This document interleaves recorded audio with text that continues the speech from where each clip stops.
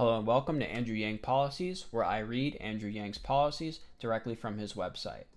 Today we're going to be taking a look at Decriminalize Opioids. We are in the midst of a crisis in our country. Opioids are killing 8 Americans every hour, and that trend has only increased over the past several years.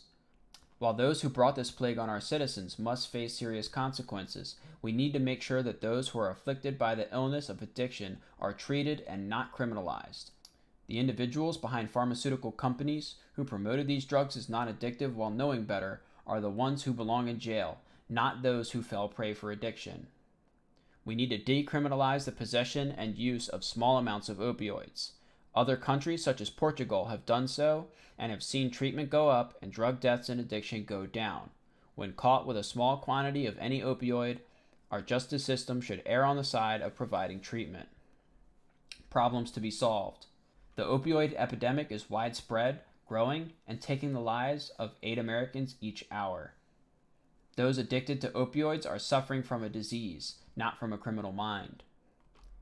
Many of those addicted started down that path because of a legal prescription based on the lies from the pharmaceutical companies about the non-addictive nature of these drugs.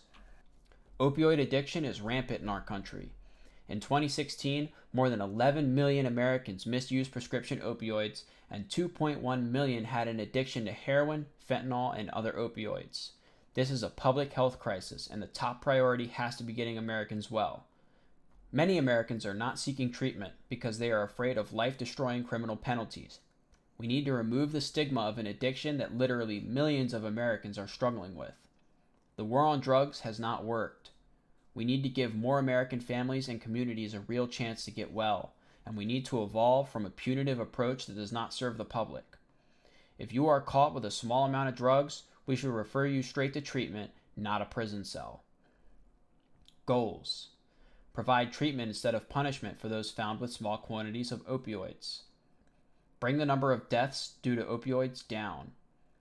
As president, I will drastically increase funding to treatment programs for opioid users through fines levied against companies that marketed these drugs. Decriminalize, at the federal level, small quantities of opioid use and possession, anything under 5 to 10 days of personal use. Make treatment programs much more available and affordable to anyone found with small quantities of these drugs.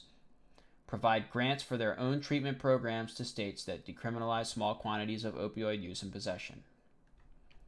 That was Andrew Yang Policies, Decriminalize Opioids.